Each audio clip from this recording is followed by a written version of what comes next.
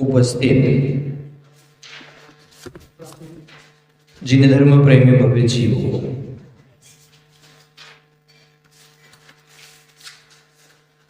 प्रत्येक व्यक्ति परमात्मा चेतना का मालिक है। परमात्मा के प्रति हमारा दृष्टिकोण लोकतांत्रिक होना चाहिए। परमात्मा पर किसी भी एक व्यक्ति विशेष का अधिकार नहीं होता है।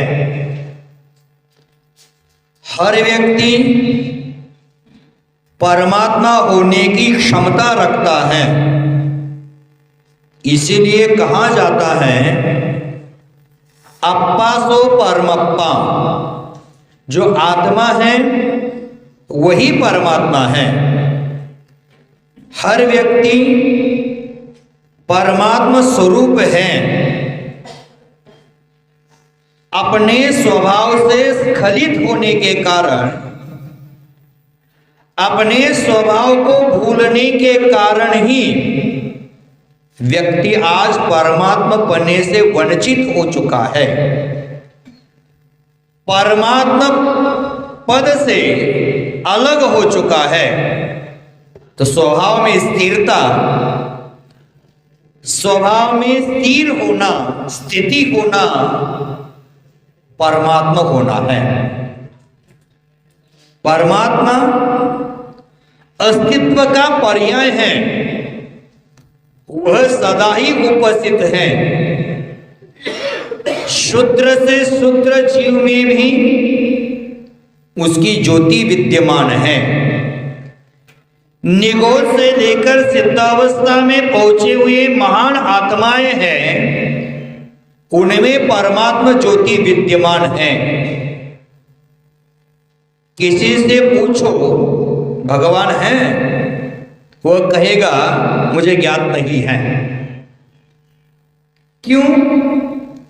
इसीलिए कि उसे देख सके ऐसी आंखें उसके पास नहीं है। सम्यक्त्व का नेत्र जिसके पास है वही व्यक्ति भगवतपना के रहस्य को प्राप्त हो सकता है, जान सकता है। और जिसके पास सम्यक दर्शन हो जाए तो जीवन का हर रहस्य है वो स्पष्ट हो जाता है। अंधा व्यक्ति है, सूरज को देखना चाहे तो उसकी तलाश, उसका प्रयास, उसका पुरुषार्थ व्यर्थ है। क्योंकि अंधा है और सूरज को कैसे देख पाएगा? वो देख नहीं पाता है। सूरज कहीं खोया नहीं है। सूरज को देखने के लिए आंखों की ज्योति होना अनिवार्य है।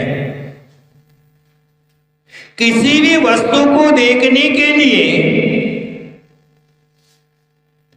बाह्य प्रकाश के साथ साथ आंखों की ज्योति होना भी अनिवार्य है। बाह्य प्रकाश बहुत है और आंखों में ज्योति नहीं है तो किसी भी वस्तु को वो देख नहीं पाता है।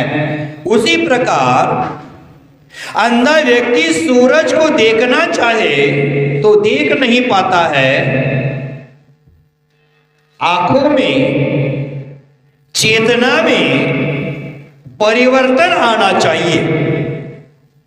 हमारी आंतरिक गहराई है, हमारी विशुद्धि है, आत्म चेतना है, उसमें परमात्मा की सुवाद का आस्वाद होना चाहिए।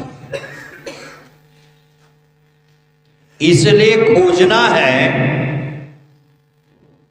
तो भगवान को मत खोजो, अपनी आंखों को खोजने का प्रयास करो। हमारे जीवन में सम्यक दर्शन के नेत्र खोलने का प्रयास करो, जिसमें आंख खुल जाए, चेतना की आंख खुल जाए, बोधि की आंख खुल जाए। ऐसा हमारा प्रयास हमेशा होना चाहिए। बंधुओं, अप्पा सो परमप्पा, आत्मा ही परमात्मा है। और अप्पा दीपो भवः, आत्मरूपी दीपक के प्रकाश में जीने की कला हमें प्राप्त होना चाहिए।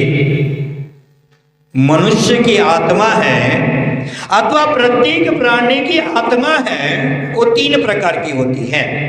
एक बहिरात्मा, एक अंतरात्मा और एक परमात्मा। जब मनुष्य अपनी वासना, अपनी कामना और अपनी इच्छा के बहाव में बहकर पर वस्तु पर अपना अधिकार जमाता है, पर वस्तु के प्रति मोहित हो जाता है, पर वस्तु के प्रति आकर्षित हो जाता है, तब वह बहिर्गमन करता है और बहिर्गमन करने वाला आत्मा बहिरात्मा कहलाता है। यह कार्य शरीर द्वारा संपादित करता है। जिसकी यात्रा बाहर की ओर प्रारंभ हो गई है, जिसकी आत्म चेतना की ऊर्जा है, पावर है, वो बाहर की ओर प्रवाहित हो रही है, वे सभी आत्माएं परमात्मा स्वभाव होते हुए भी बहिरात्माएं बने हुए हैं। जब बहिरात्मा अपनी बाह्य दृष्टि को अंतर्मुखी करता है, वह अंतरात्मा में परिणत हो जाता है। पर वस्तु के प्रति आकर्षण था, पर वस्तु के प्रति मोह था, उस मोह का त्याग करके वो अंतरंग की ओर दृष्टि कर लेता है, तो अंतरात्मा बन गया। आत्माएं 3 होती है ना। बहिरात्मा का अर्थ ही है कि व्यक्ति ने अपनी निजता का मूल्य खो दिया है और किसी पर वस्तु के विषयों पर अपना अधिक मूल्य दिखा दिया है। माने पर वस्तु को ज्यादा मूल्यवान समझता है, लेकिन अपने को ज्यादा मूल्यवान वह समझ नहीं रहा है। जब हम पर वस्तु को अधिक मूल्य देते हैं, ज्यादा महत्व देते हैं, तो वह तुम पर, हम पर हावी हो जाती है। अंतरात्मा होने का यही अर्थ है कि दूसरे का मूल्य इतना ही हो जितना होना चाहिए। हमसे अधिक अन्य किसी का मूल्य नहीं हो सकता है। इस जगत में सबसे मूल्यवान कौन है? हम स्वयं हैं। जब हम घर में बैठे हैं, घर में आग लग जाती है, तो घर परिवार में 10 सदस्य है, लेकिन पहले किसको बचाएंगे? माने किसका मूल्य ज्यादा है? समंदर में नाव में बैठकर हम जा रहे हैं और समंदर में नाव में थोड़ा छेद आया, नाव में पानी आ गया और आपको बचाने के लिए दूसरी नाव आई गई, तो पहले दूसरी नाव में छलांग कौन लगाएगा? स्वयं। माने किसका मूल्य ज्यादा है? स्वयं का मूल्य ज्यादा है। लेकिन स्वयं के मूल्य से ज्यादा हमने क्या कर दिया है? दूसरों को मूल्यवान समझा है।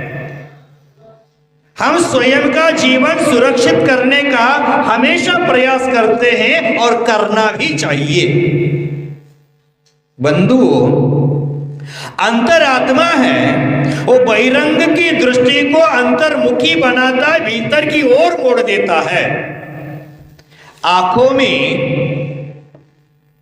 भीतर की आंख खोल करके अंतर जगत को देखना ही अंतरात्मा है। जो साधु संत होते हैं, बाह्य जगत से हट करके अपने अंतर जगत में स्थिर होने का हमेशा प्रयास करते हैं। जब तक व्यक्ति अंतर जगत में उतरता नहीं है, अंतर जगत में पहुंचता नहीं है, तब तक उसके लिए मूल्य और निर्मूल्य का कोई भेद नहीं रहता है। लेकिन व्यक्ति जब भीतर के जगत में प्रवेश कर पाता है, उसको स्वाद लेता है, आंतरिक प्रकाश की जो उज्ज्वलता है उसे मिल जाती है, आंतरिक ज्ञान का अनुभव जो उपलब्ध होता है वह अनंत सुख से भर जाता है। भीतर का प्रेम, भीतर का आनंद, मौन और भीतर की तृप्ति है वो अनूठी है। इसकी सांसारिक किसी भी वस्तु से तुलना नहीं की जा सकती है। इसलिए हमें अंतरात्मा होने का प्रयास करना चाहिए और अंतरात्मा होने के लिए परमात्मा जो बने हैं उनकी स्तुति आदि करना चाहिए, उनकी वंदना करना चाहिए, बहिरंग में व्यवहार से उनका गुणगान करना चाहिए। आचार्य भगवंतों ने जैनागम में पूज्यपाद स्वामी जी ने एक सूत्र दे, गाथा दी है। बहिरात्मा परिचेति त्रिदात्मा सर्वदेहेषु उपेयात तत्र परमं मध्योपायात बहिस्तजत्। प्रत्येक व्यक्ति में, प्रत्येक जीव में तीन प्रकार के आत्माएं हैं, बहिरात्मा, अंतरात्मा, परमात्मा। मुझे परमात्मा बनने के लिए बहिरात्मा पने का त्याग करना चाहिए, अंतरात्मा पने का आधार लेना चाहिए, तब जाकर हम परमात्मा बनेंगे।